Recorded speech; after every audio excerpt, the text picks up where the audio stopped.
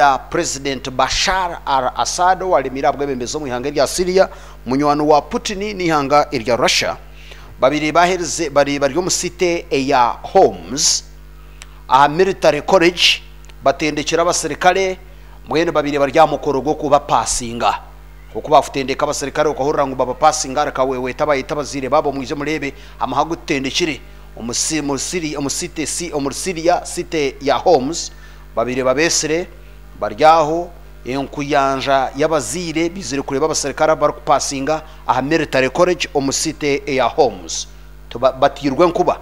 babiri baryaho mukoro gwa graduation abasirikare bahereze kutende kwa muri Homs enkuba yabatera tinkumanyisa enkuba eji lightning na thunder batirwe drone